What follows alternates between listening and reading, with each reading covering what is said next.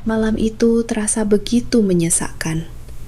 Kabut tebal khas Lembang merayap masuk melalui celah-celah jendela kayu rumah tua peninggalan kakek. Seolah ingin menelan seluruh bangunan ini ke dalam perut bumi yang dingin. Suara hujan yang menghantam atap sirap terdengar seperti ribuan jemari yang gelisah, mencoba masuk dan mengingatkanku pada sesuatu yang ingin kulupakan. Di tengah suasana yang mencekam ini, aku hanya bisa meringkuk di bawah kain jarik batik halus milik ibu. Mencoba meyakinkan diriku sendiri bahwa aku masih merasa nyaman di sini. Rumah ini dulu adalah tempat paling hangat. Di ruang telah inilah aku belajar menari tari caipong, mengenakan kain kebaya dan selendang sutra yang kini tersimpan rapi di lemari kayu jati. Namun, sejak ibu berpulang 2 tahun lalu, kehangatan itu menguap, berganti menjadi tumpukan duka yang sunyi. Ayahku, Pak Surya, berubah total. Pria yang dulu menjadi pelindungku, kini seperti bayangan yang tersesat di rumahnya sendiri. Ia hadir secara fisik, tapi jiwanya seolah terkunci di balik pintu yang tak bisa kubuka. Malam ini, aku mengenakan daster satin tipis berwarna merah marun yang menjuntai hingga mata kaki. Potongan lehernya yang rendah sedikit memperlihatkan tulang selangkanganku yang menonjol karena berat badan yang turun akibat kesedihan. Di kakiku, aku mengenakan sandal rumah berbulu halus yang meredam suara langkahku. Entah kenapa, udara malam ini terasa begitu lembab, membuat pakaian satinku menempel di kulit, memberikan sensasi dingin sekaligus menggelitik yang aneh. Tiba-tiba, sebuah suara memecah keheningan. Bukan suara hujan, melainkan suara denting kawat yang beradu. Ting, pelan, namun tajam. Aku bangkit, merasakan sensasi lantai ubin tua yang sangat dingin di bawah kakiku. Aku berjalan menuju dapur, tempat di mana aku mengira hanya ada kegelapan. Namun, di sana aku terpaku. Ayah duduk di kursi kayu dekat meja makan yang remang-remang. Di pangkuannya ada gitar tua milik ibu. Jarinya yang kasar dan bergetar tidak memetik lagu, melainkan hanya mengelus senar-senar belkarat itu dengan gerakan yang sangat lambat, seolah ia sedang menyentuh kulit seseorang yang sudah lama tiada. Aku melihat gurat kelelahan dan gairah yang terpendam di wajahnya yang setengah tertutup bayangan.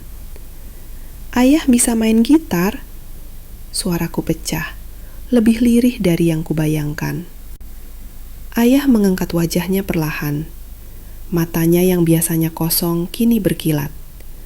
"Tidak seindah ibumu," jawabnya dengan suara serak yang membuat bulu kuduku berdiri. Aku mendekat. Aroma kopi hitam dan kayu tua yang menjadi ciri khas ayah menyeruak masuk ke indera penciumanku. Aku duduk di dekat kakinya. Tanpa sadar, ujung dasterku tersingkap sedikit, memperlihatkan pergelangan kakiku yang dihiasi gelang perak kecil, hadiah terakhir dari ibu.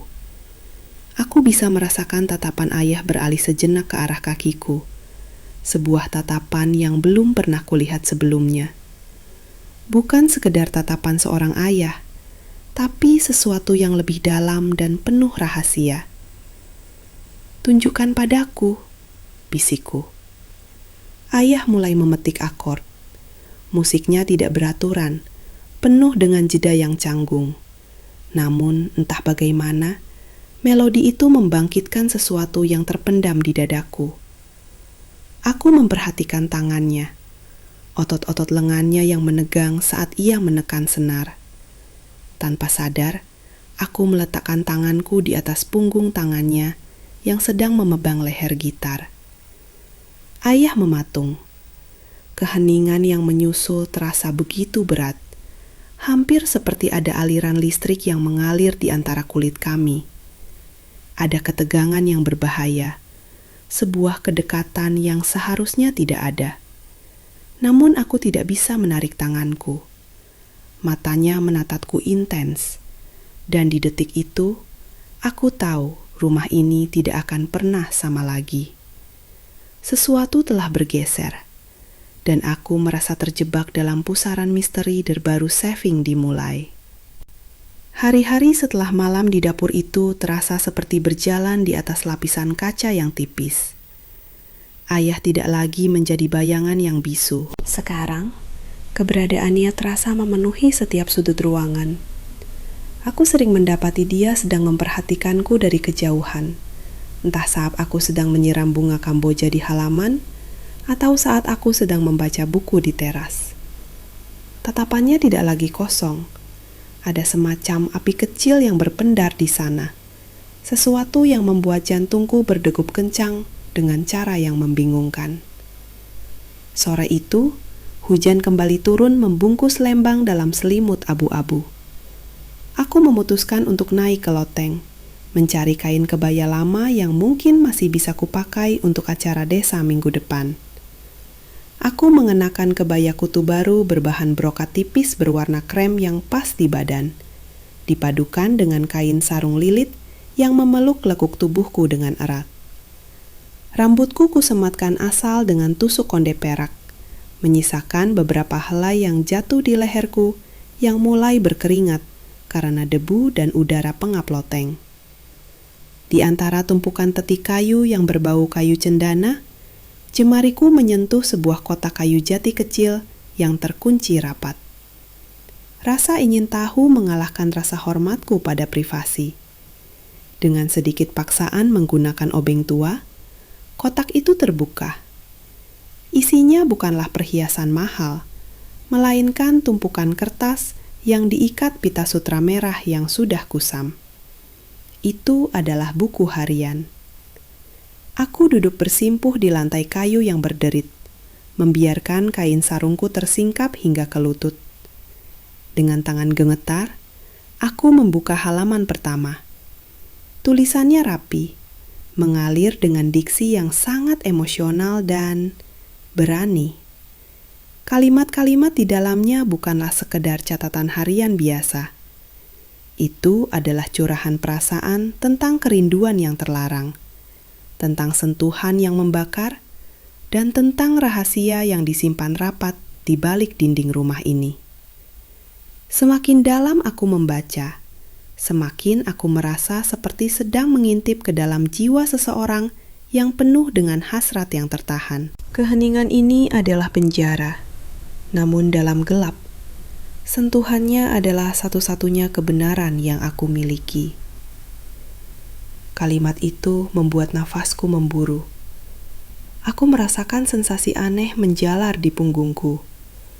Tiba-tiba, suara derit anak tangga membuatku tersentak. Aku menoleh dan mendapati ayah sudah berdiri di ambang pintu loteng yang sempit. Cahaya lampu minyak yang ia bawa menciptakan bayangan raksasa di dinding, membuatnya tampak begitu dominan. "Apa yang kamu lakukan di sini, Kirana?" Suaranya rendah, bergema di ruangan sempit itu. Aku mendekap buku harian itu di dadaku, merasakan detak jantungku beradu dengan sampul kulitnya yang dingin. Aku hanya mencari sesuatu." Ayah melangkah masuk. Ruang di antara kami menyempit. Aroma tembakau dan minyak kayu putih yang maskulin dari tubuhnya memenuhi udara. Ia melihat buku di tanganku. Suasananya mendadak menjadi sangat intim sekaligus menakutkan. Ayah berlutut di hadapanku, membuat wajah kami sejajar. Aku bisa melihat tetesan keringat di pelipisnya. Tanpa berkata-kata, ia mengulurkan tangan. Saat ia mengambil buku itu dariku, jari-jarinya sengaja bergeser di atas jemariku, memberikan tekanan yang halus namun penuh arti. Aku terpaku, mataku terkunci pada matanya yang gelap. Ia tidak segera menarik bukunya. Selama beberapa detik, kami hanya diam dalam posisi yang begitu dekat. Hingga aku bisa merasakan hembusan nafasnya yang hangat di pipiku. Ada hal-hal yang lebih baik tetap terkubur dalam debu, bisiknya sambil menarik buku itu. Ia berdiri, namun sebelum pergi, ia sempat menunduk, menatap kakiku yang tanpa alas, memperhatikan gelang perak yang melingkar di sana dengan tatapan yang membuat seluruh tubuhku meremang. Malam itu, aku melihat cahaya lampu masih menyala di kamar ayah hingga larut. Aku tahu dia sedang membaca kembali kata-kata itu. Dan aku tahu, rasa ingin tahuku telah membuka pintu yang seharusnya tetap tertutup. Pagi harinya, suasana di meja makan terasa begitu berat. Seolah oksigen di ruangan itu telah digantikan oleh rahasia yang kami simpan masing-masing. Aku mengenakan kebaya santai berbahan katun halus berwarna putih tulang yang sedikit transparan jika terkena cahaya matahari pagi, dipadukan dengan kain jarik lilit bermotif parang yang membalut pinggulku dengan sempurna. Aku sengaja membiarkan leherku terbuka tanpa kalung. Hanya sisa aroma parfum melati yang samar tertinggal di kulitku.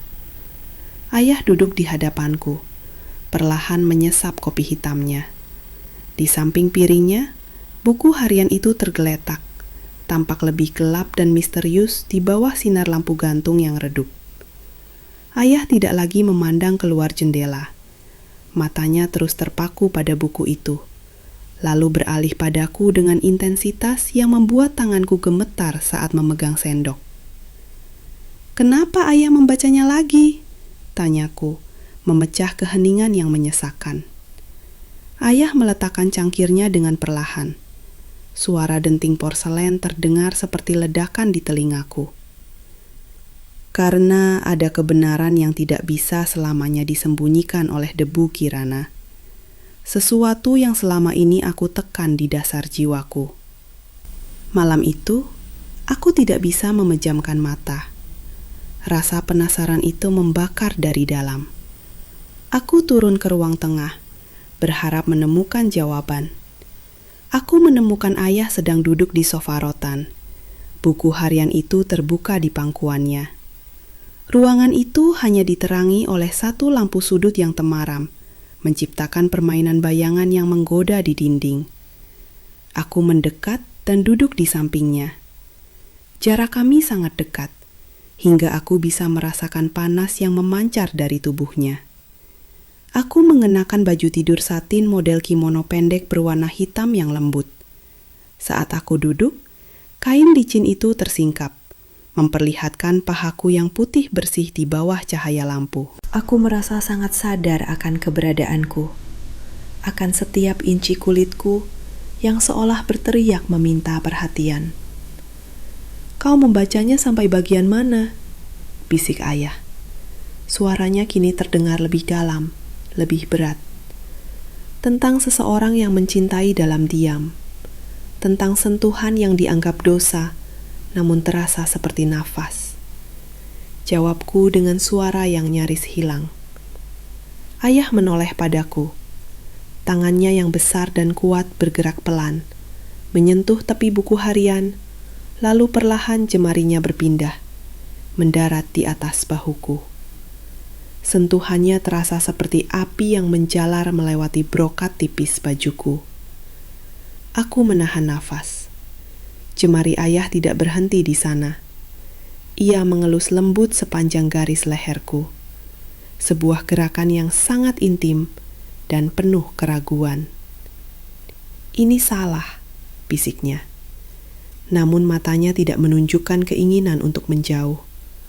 Malah, ia sedikit mendekat, hingga aroma maskulinnya yang kuat, campuran keringat, tembakau, dan minyak cendana, mengepung indera penciumanku. "Tapi kenapa terasa begitu nyata?" balasku, seolah terhipnotis oleh situasi ini. Tangan ayah sedikit mengencang di bahuku, menarikku sedikit lebih dekat. Di saat yang sama, Ia menggunakan tangan satunya untuk menutup buku harian itu dengan kasar. Keheningan yang mengikuti begitu bermuatan listrik. Aku merasa seperti berdiri di tepi jurang, siap untuk jatuh ke dalam sesuatu yang gelap dan indah. "Besok," kata ayah tiba-tiba. Suaranya kembali berubah menjadi dingin, namun bergetar. "Kita harus membicarakan tentang siapa yang menulis ini sebenarnya. Ini bukan accounting tentang ibumu." Ia berdiri dan meninggalkanku sendirian di kegelapan yang sunyi. Namun, di tempat ia menyentuhku tadi, kulitku masih terasa panas. Aku tahu, batas-batas yang dulu melindungi kami sebagai ayah dan anak kini telah memudar, digantikan oleh sesuatu yang jauh lebih kompleks dan berbahaya. Pagi itu, Lembang tidak hanya dingin, tapi mencekam. Aku terbangun dengan perasaan seolah-olah ada sesuatu yang mengawasi dari kegelapan sudut kamar. Aku memilih mengenakan kebaya ensim berwarna merah darah yang pas di pinggang, memberikan siluet yang tegas pada tubuhku.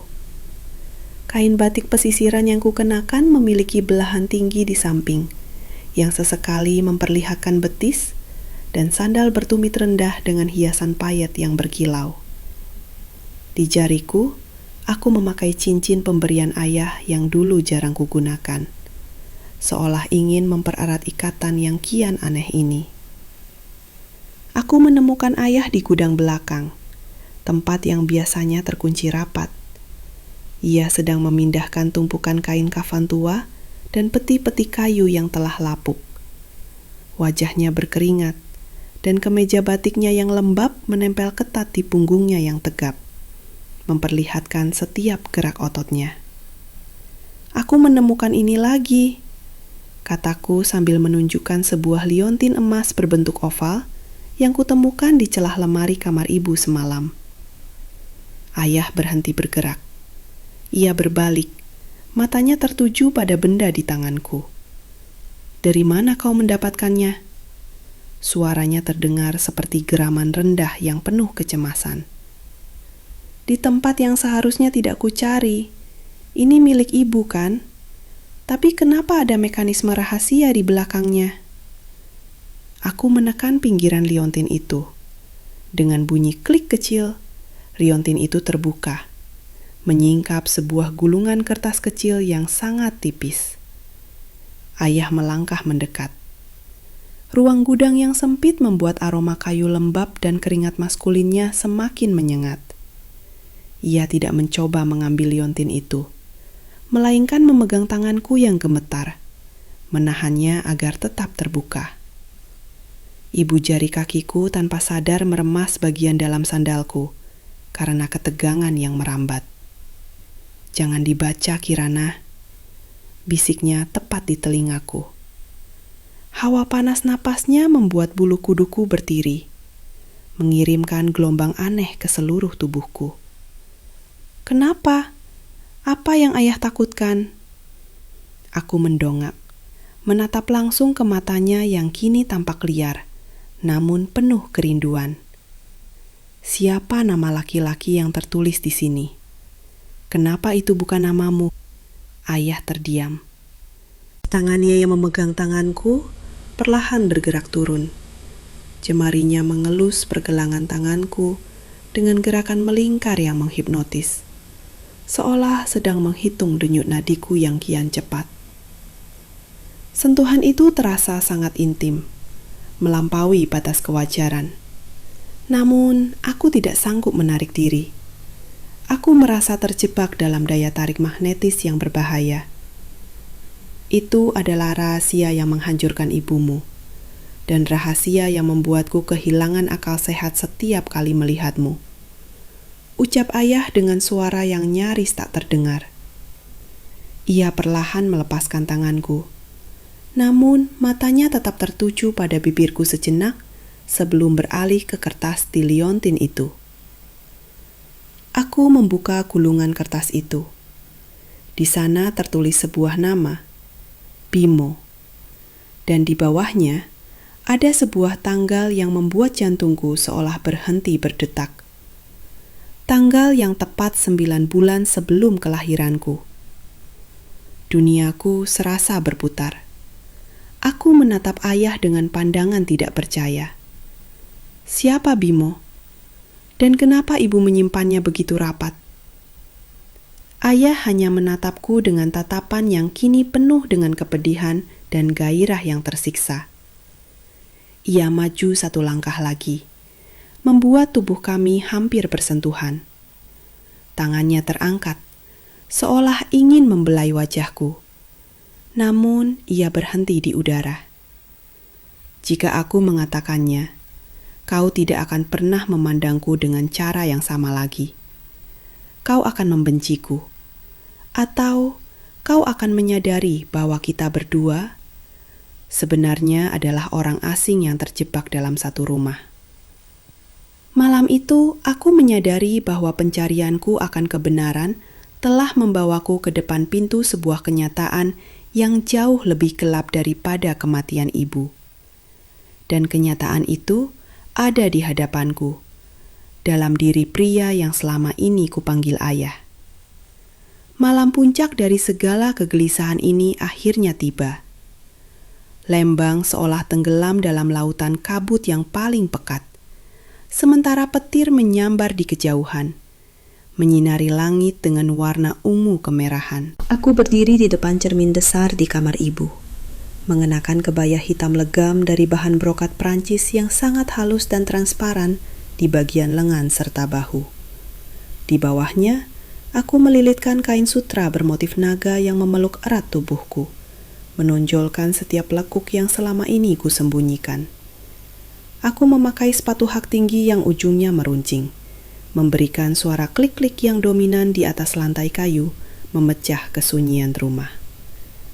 Aku turun ke ruang tengah, di mana ayah sudah menunggu. Ia berdiri di dekat jendela besar yang menghadap ke lembah yang gelap. Kali ini, ia mengenakan kemeja hitam yang kancing atasnya terbuka, memperlihatkan garis dadanya yang kokoh. Di tangannya, ia memegang botol arak tua yang aromanya tajam memenuhi ruangan. "Jadi, kau sudah tahu semuanya?" Suara ayah terdengar sangat tenang, ketenangan yang justru lebih menakutkan daripada kemarahan. "Siapa Bimo, ayah? Katakan padaku," teriakku. Suaraku bergetar di antara deru hujan. Ayah berbalik perlahan. Matanya berkilat, bukan lagi karena kesedihan, tapi kadar gairah dan keputusasaan yang meluap. "Bimo adalah satu-satunya pria yang dicintai ibumu sebelum dia dipaksa menikahiku. Dan kau adalah bukti dari satu malam terakhir mereka sebelum Bimo menghilang selamanya." Lantai di bawah kakiku terasa seolah runtuh. Jadi selama ini aku bukan darah dagingnya. Pria yang berdiri di depanku ini telah merawatku, menjagaku, dan menatapku dengan cara yang salah karena gayangan wanita yang sangat dia cintai dan benci dalam diriku. "Lalu kenapa kau masih di sini? Kenapa kau tidak mengusirku?" bisikku, melangkah mendekat hingga ujung sepatuku bersentuhan dengan sepatunya. Ayah meletakkan botol itu ke meja dengan casar. Ia maju, mencengkeram pinggangku dengan tangannya yang besar dan panas. Akon bisa merasakan detak jantungnya yang berpacu kencang menembus kain kebayaku. "Karena aku tidak bisa, Kirana. Aku membencimu karena kau adalah anak pria itu. Tapi aku menginginkanmu karena kau adalah duplikat sempurna dari wanita yang menghancurkan hidupku." Napas kami bertemu, panas dan memabukkan. Di tengah kemelut identitas ini, ada tarikan magnetis yang tak tertahankan. Jemarinya yang kasar merayap naik ke leherku, lalu masuk ke sela-sela rambutku yang tersanggul rapi. Perlahan menarik tusuk kondeku hingga rambut hitamku tergerai jatuh menutupi bahuku yang terbuka. Sentuhannya terasa seperti luka yang dibasuh api, menyakitkan, namun membuatku merasa lebih hidup dari sebelumnya. Ini adalah dosa yang paling indah, bisiknya serak. Wajahnya hanya beberapa senti dari bibirku. Aku memejamkan mata, merasakan sensasi kulit yang bersentuhan, mengabaikan segala logika dan norma yang tersisa. Namun, tepat saat bibirnya hampir menyentuh milikku, terdengar suara gedoran keras di pintu depan. Suara itu bukan suara manusia biasa. Itu adalah suara benturan logam yang berat, diikuti oleh suara teriakan yang memanggil nama ibuku dari luar rumah, di tengah badai yang mengamuk. Ayah tersentak dan melepaskanku. Wajahnya mendadak pucat pasi, lebih pucat dari saat ia melihat liontin itu. Dia kembali. Tidak mungkin. Dia seharusnya sudah mati. Gumamnya dengan ketakutan yang nyata. Aku berlari ke jendela, mencoba melihat siapa yang berdiri di gerbang tua dalam kegelapan. Sebuah kilatan petir menyambar, memperlihatkan sesosok pria tinggi dengan jas hujan gelap yang menatap lurus ke arah jendela kami. Wajahnya adalah wajah yang sama dengan foto kecil yang kutemukan di balik liontin itu. Bimo. Aku menoleh ke arah ayah, namun dia sudah tidak ada di sana. Pintu menuju gudang belakang terbuka lebar, dan aku mendengar suara teriakan parau dari kegelapan di bawah sana. Aku berdiri terpaku di tengah ruangan, terjepit di antara pria yang membesarkanku dengan cinta yang salah, dan pria asing yang mungkin adalah ayah biologisku yang baru saja bangkit dari masa lalu. Siapa yang harus kupercaya? Dan apa yang akan terjadi jika rahasia ketiga terungkap?